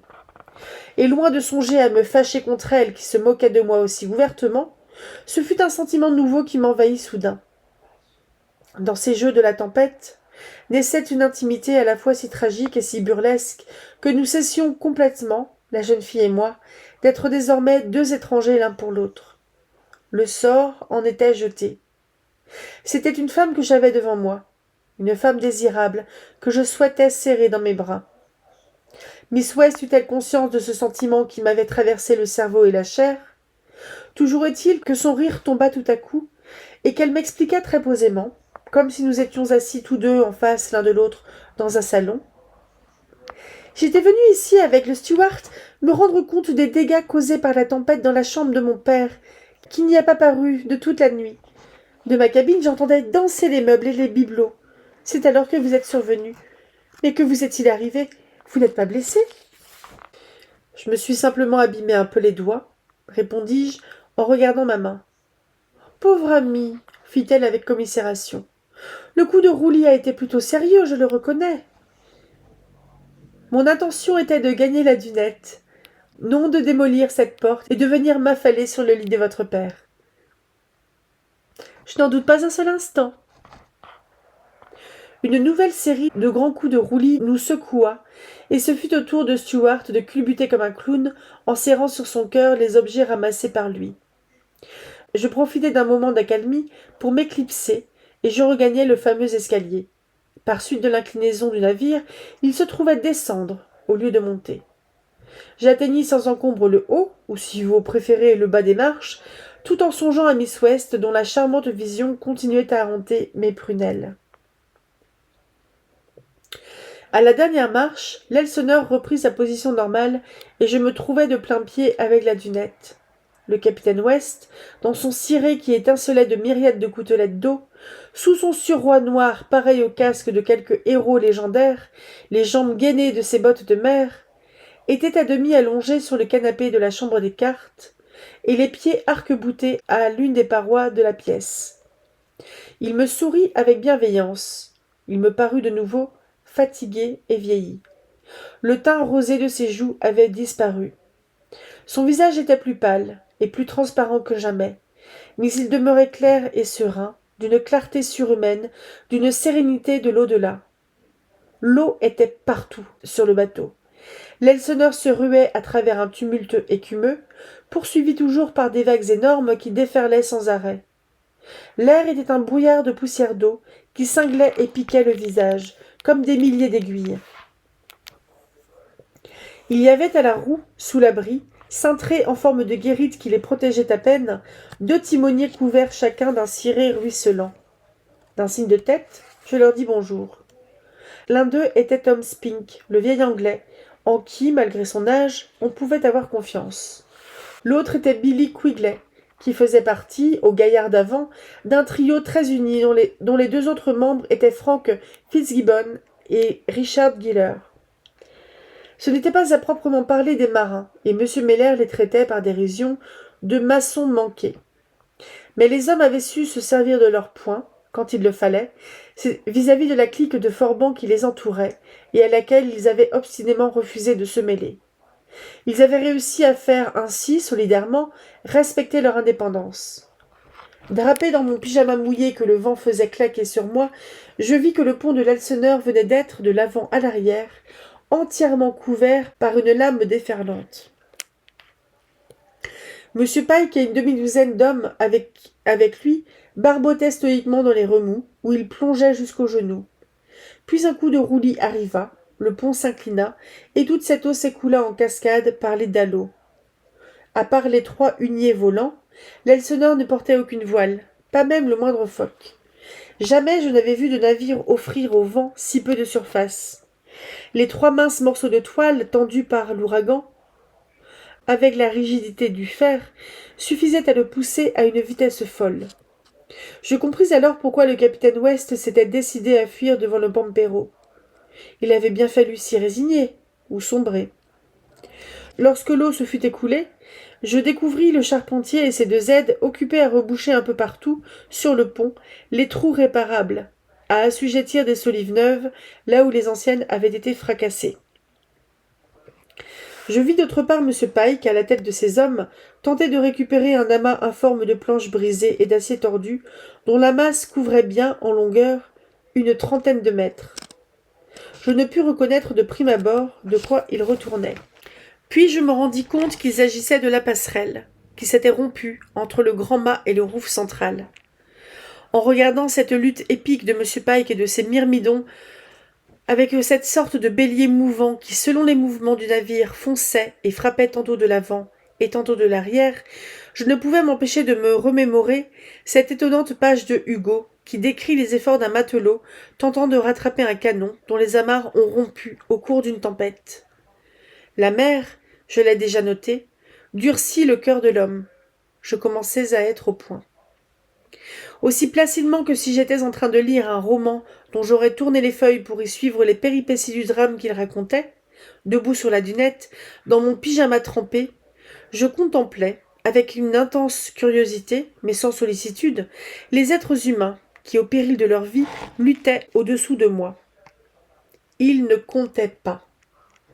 Je vis enfin M. Pike réussir à se saisir de l'épave, à l'aide d'un filin.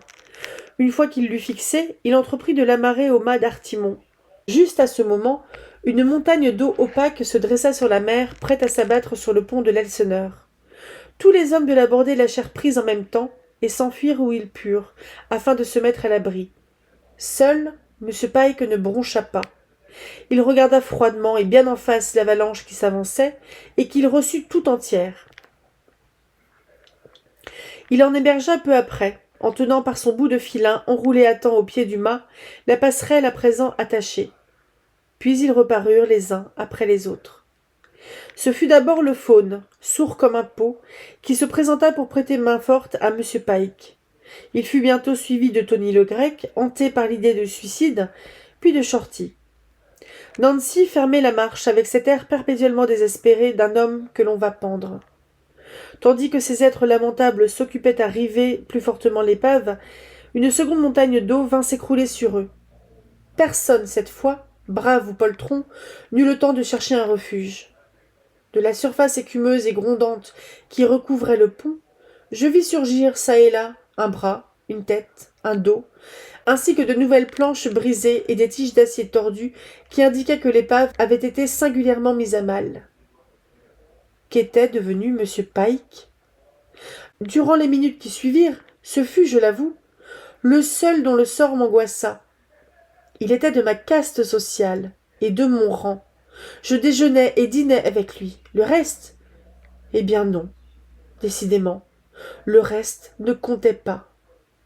Les centaines de tonnes d'eau salée du sud Atlantique dont nous avions été gratifiés commençaient à s'écouler.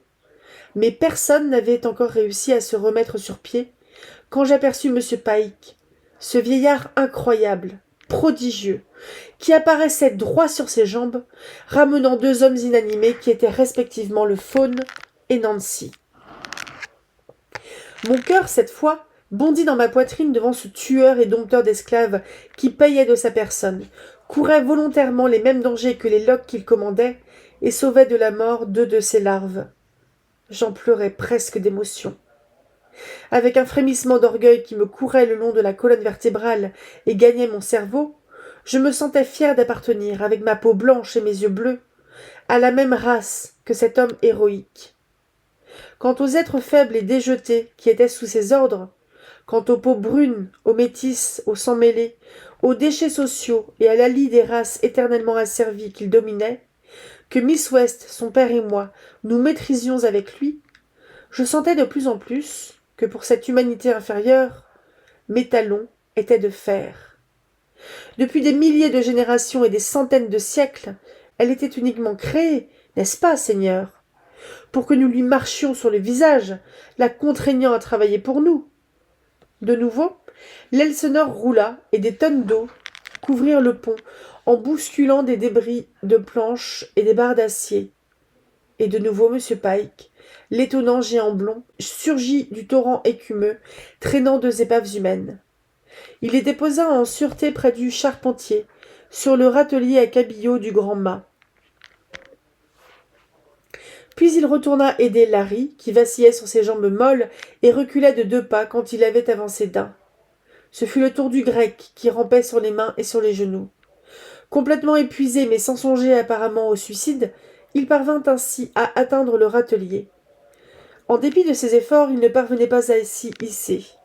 M. Pike, le saisissant par le col de son ciré, l'enleva en l'air d'une seule main et le lança dans les bras du charpentier. Shorty suivit, la figure ensanglantée, un bras qui pendait comme paralysé. Il avait perdu ses bottes de mer que les vagues lui avaient arrachées. M. Pike le cueillit comme les autres et rebroussa chemin, une fois encore, pour s'occuper d'Henri, le novice. Je l'avais vu, complètement inerte, flotter sur l'eau comme un noyé. Par moments, il s'enfonçait et disparaissait pour reparaître l'instant suivant. Enfin, il fut projeté contre les montants de la dunette. M. Pike, immergé jusqu'aux épaules après avoir été à 2 reprises mis à genoux et recouvert par les lames, réussit à raccrocher le jeune homme et l'emporta au poste d'avant. 1 heure après, je rencontrai dans la salle à manger M. Pike qui venait prendre son petit déjeuner. Il avait changé de vêtements et était rasé de frais. Que dire à un tel héros, qui fut digne de lui? Lui prodiguer de plats éloges? Grotesque. Je me contentai d'observer avec une simplicité autrement éloquente. « À la bonne heure, monsieur Pike. Vous avez un sacré coffre. »« Bon sang, me répondit-il tout aussi simplement. J'ai pris une série de bains peu ordinaire. » Et ce fut tout. Savait-il que de la coupée de la dunette, j'avais été, dans le matin gris, le spectateur unique de tous ses exploits? Ses exploits. Dans sa pensée, il avait accompli tout bonnement le travail pour lequel il était payé. Je demandai s'il y avait des blessés. Plusieurs gars ont été sérieusement saucés. Il y a eu quelques chocs assez violents, mais pas de membres cassés. Henri en a pour 1 jour à rester couché. Il a été retourné par une vague et sa tête à portée. Shorty a une épaule assez amochée. Mais le plus beau, David, dans son cabanon, a dû quitter la couchette inférieure. Un paquet de mer a inondé celle du dessous où il était étendu. Trempé comme une soupe, il lui a bien fallu réintégrer en vitesse son perchoir. Il est fou de rage. La bonne blague, hein. Qu'en dites-vous? Quand je l'ai vu, je n'ai pas pu m'empêcher de rire et de lui souhaiter de recommencer sa gymnastique à la prochaine occasion. Monsieur Pike se tut un instant, puis soupira. Je me fais vieux. Je le sens. Je devrais lui tordre le cou. Je n'en ai pas le courage. C'est bête, mais c'est comme ça. Mais il passera quand même par-dessus bord avant que nous arrivions au port. J'en doute, ripostai-je. Il est possible que je ne lui torde le cou, mais d'une façon ou d'une autre, il passera par-dessus bord avec un sac de charbon au pied. Un sac qui ne s'en détachera jamais. C'est inévitable. Tenez, je vous parie, une livre de tabac. Tenu. Tenu. Et maintenant, je casserai volontiers la croûte.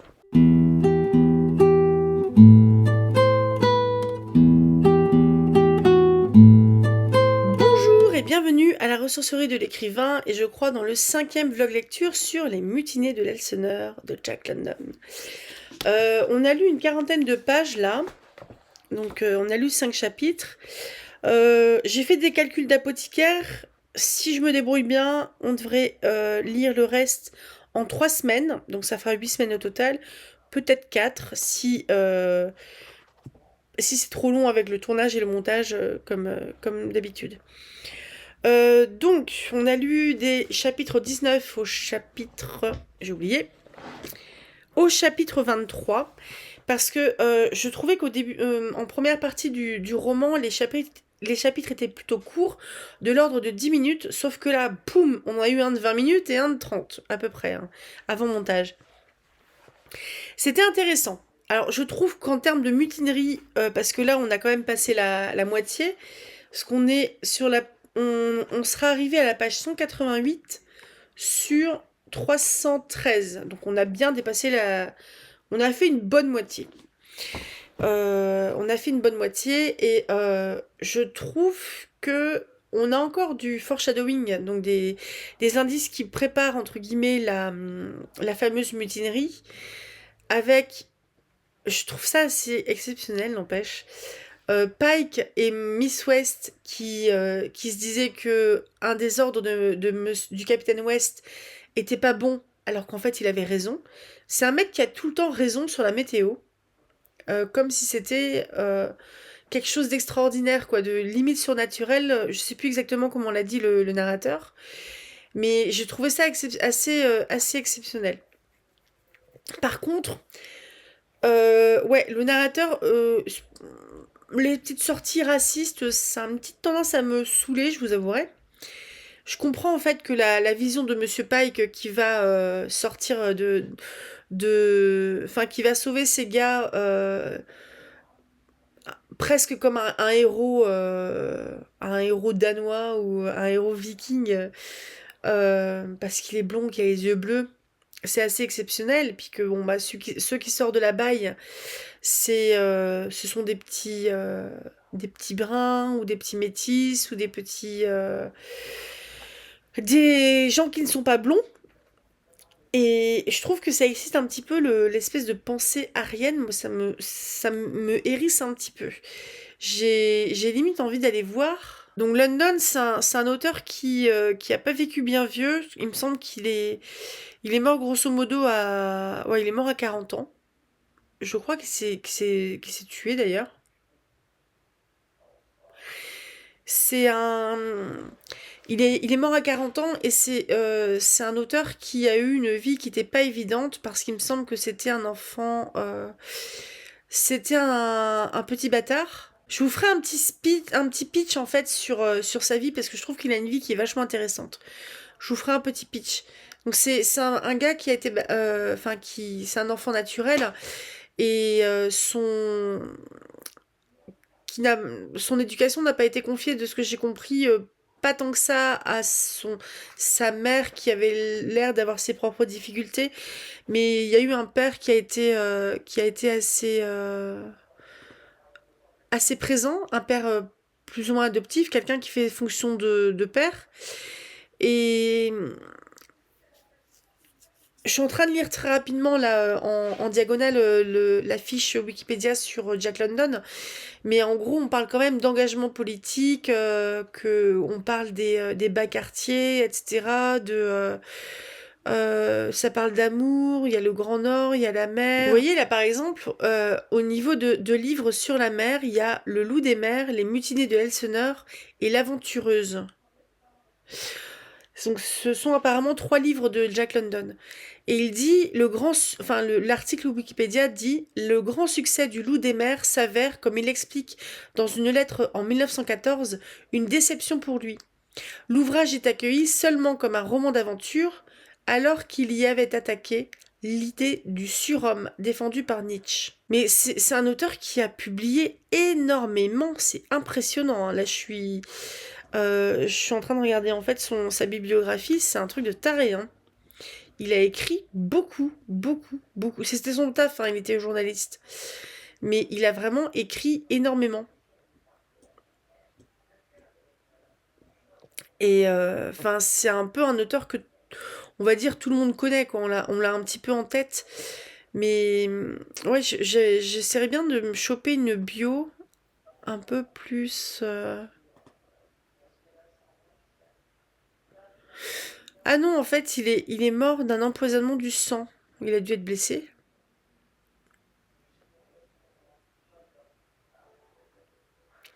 Il était malade. Hein.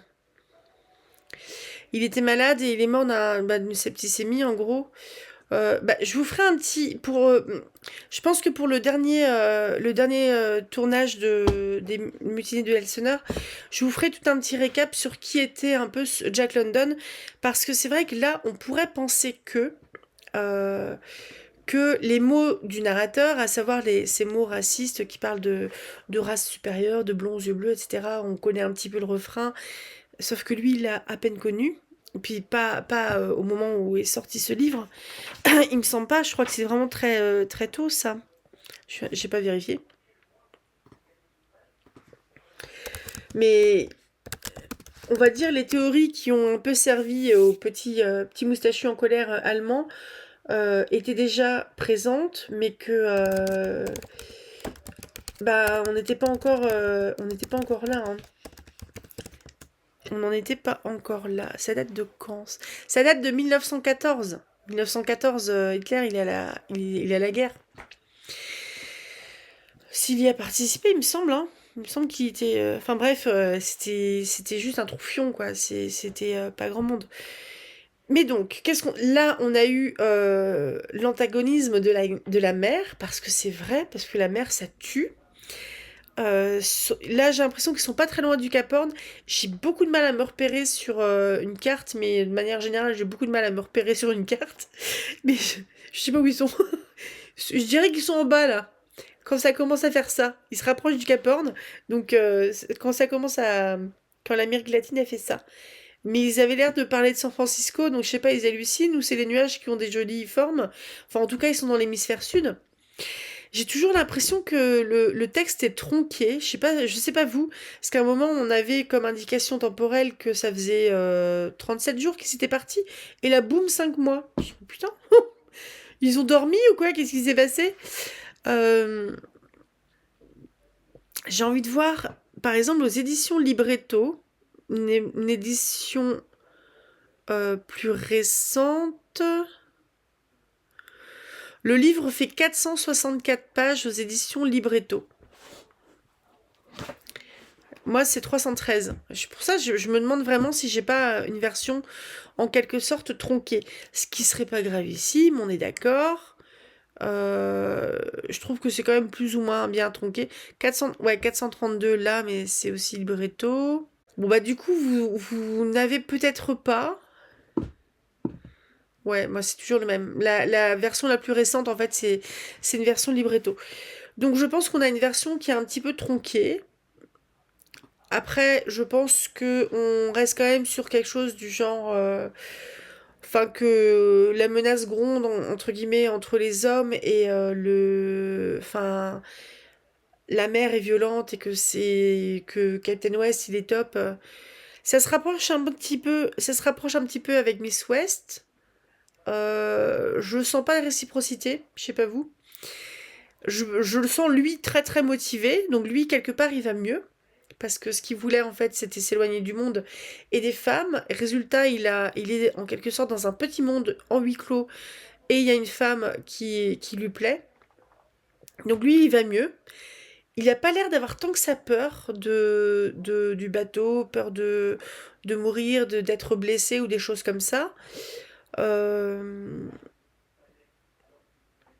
Bon, après la révélation qu'on a eue là, et le foreshadowing, donc toutes les petits indices qui sont donnés pour une révélation plus loin, bon, ça s'appelle quand même les mutinés de Elseneur, il n'y a toujours pas de mutinerie, hein, mais je trouve que on a l'histoire de la véritable identité de Monsieur Meller, qui est Monsieur Waltham, qui a fait 7 ans de prison au lieu de 10 parce qu'il a buté son capitaine qui était malade parce que coup de folie et tout ça. Et Pike qui s'est juré de tuer Monsieur Waltham. Alors autant dire que là, gros comme une maison, ça va finir par le combat des chefs et ils vont finir par se foutre sur la tronche. Je je sais pas sur qui je parierais parce que l'un comme l'autre ont l'air d'être sacrément costauds. Si West, si ça se passe et qu'il y a Captain West, je pense que Captain West, il va intervenir. Euh, j'ai l'impression que aussi le narrateur, la Pat Hearst, sur le bateau, il continue entre guillemets à ne pas servir à grand chose. Mais j'ai l'impression qu'il serait capable, en fait, si on lui disait, bah tu prends cette corde-là, tu fais un nœud ou des trucs comme ça, il est pas totalement inutile. Il est inutile parce qu'il fait pas grand-chose et parce qu'il est en vacances, en gros. Mais je pense il serait capable de faire des choses, si on lui disait quoi faire, tout simplement. Et parce que là, je trouve que contrairement au début, on a de plus en plus de vocabulaire qui est autour de la navigation, du voile et tout ça. Le mât de misaine qui est parti. Non, la voile de misaine, il me semble, qui est parti. Je vous dis juste, on a vu une note de bas de page. C'était sur le dernier chapitre. Attendez que je retrouve où est-ce qu'elle est. Voilà. Donc et de nouveau, Monsieur Pike, l'étonnant géant blond, surgit du torrent écumeux, traînant 2 épaves humaines. Il les déposa en sûreté près du charpentier, sur le râtelier à cabillaud du grand mât. Donc le râtelier à cabillaud, les râteliers sont des balustrades entourant le pied des mâts. Voilà. Le sachiez-vous? Ben moi non. Pourquoi râtelier? Je sais pas. Mais bon, en tout cas, c'est des balustrades qui leur permettent de s'accrocher et peut-être de se sauver un peu la peau. En termes de pronostic, ouais, je pense qu'on va être sur le combat des chefs entre Pike et Meller. Capitaine West, j'ai l'impression que ça dit de plus en plus qu'il est malade, qu'il est dépressif et tout ça. Ça sent pas bon. Miss West, remarque, je sens pas de réciprocité, mais je trouve qu'elle se confie de plus en plus à Monsieur Pat Hearst. Euh, j'ai l'impression qu'au niveau de l'équipage, ça s'est un petit peu apaisé aussi. Euh, je pense que le petit connard là qui avait buté celui qui était en dessous parce qu'il parlait tout seul et qui l'empêchait de dormir et qui du coup est contraint de retourner sur son lit en haut parce que le lit du bas il est mouillé. Lui, méfiance. Donc je sais pas exactement. Est-ce qu'on va avoir vraiment une mutinerie au final? Moi j'étais partie quasiment sur une histoire de piraterie, mais en fait j'ai pas l'impression. Euh, le roman après, il avait été. Moi les quelques critiques que j'en avais lues que j'avais lues sur le web, ça parlait de roman le plus sombre et tout ça. Oui, c'est pas joie et bonheur, etc. Mais je trouve pas ça non plus plombant. Je trouve que au début, ça partait un peu triste et puis l'espèce de destin qui allait venir fracasser ces gens. Et je trouve que c'est même s'il y a toujours cette menace, on est de plus en plus sur quelque chose de un peu plus lumineux. Ou c'est peut-être parce que je m'habitue, hein. C'est peut-être ça aussi, c'est peut-être de l'habituance, je sais plus comment on dit, mais c'est peut-être ouais, que je m'habitue en fait à ça. Mais je trouve que c'est pas si sombre que ça. J'ai vu des choses beaucoup plus sombres. Léo de Hurlevent, par exemple. Léo du Hurlevent, vous avez envie de payer une thérapie à tout le monde, ou... Ouais, Léo du Hurlevent quand même, triste, hein. Écrit par une petite minette qui était perdue dans ses landes, hein. C'est pas comme Jack Jack qui a fait le tour du monde 45 fois et qui a écrit 112 bouquins. Émilie Brontë, hein, je sais pas ce que vous en dites. Mais ouais, j'aime bien. J'aime bien, j'aime bien, j'aime bien. Et je trouve qu'on n'est vraiment pas dans la littérature qui fasse un petit peu littérature de cours, où on a quelque chose de convenu. Là, on n'est pas dans du convenu, on n'est pas vraiment dans du convenable non plus. Bon, le narrateur, j'ai envie de le foutre à l'eau parce que c'est quand même un gros raciste, mais 1914, bah, ouais, 1914 quand même. Bon, après, les guerres de colonisation, c'était plus tard. Mais il est quand même pas très sympa, Bathurst. Je suis pas très fan. J'aime pas trop. Allez le noyer. Mais bref. Il y avait quelques autres livres qui étaient nommés. J'ai pas regardé ce que c'était. Et j'ai un peu de mal, en fait, à repérer tous les personnages secondaires qui sont nommés. Là, il y a le trio de gens qui sortent de prison, des choses comme ça. J'ai une petite tendance à les confondre. Donc je suis pas sûre que les indications que je vous donne en barre d'informations sont exactes au niveau des personnages. À part ceux qui sont vraiment très bien caractérisés, donc ceux qui sont à l'arrière, le capitaine, sa fille, Pat Hearst, Meller, Pike, le Steward et puis Wada. Sinon, ça fait un peu une masse grouillante et menaçante, donc je sais pas trop. Je vais m'arrêter là. Il est très très très probable que je fasse, si j'ai pas eu de vidéo hier sur le Horla de Maupassant, c'est qu'il est très probable que je fasse une pause. Parce que là, au niveau de la formation, tout simplement, j'ai pas envie de prendre de retard et j'ai envie de tout regarder, tout écouter. Ce qui fait que je peux pas être partout. Donc, d'autant plus que j'avais commencé aussi Shirley de Charlotte Brontë qui viendra après les mutinées d'Elseneur. De l'Elseneur. Donc, Maupassant, il fait une pause et on va retrouver le Horla d'ici quelques semaines quand ça sera un petit peu plus calme, je pense. Je suis pas totalement débordée non plus. Disons que je préviens, je prévois mon retard, donc je me dis tant qu'à faire, ouais, bon, on fait une pause. Comme ça, je suis pas en retard. Voilà. Je vous souhaite un très bon dimanche. Comme je tourne toujours un petit peu en avant, je sais pas ce qu'il y aura mercredi comme vidéo surprise. Et peut-être le hors-là, peut-être pas, vous verrez.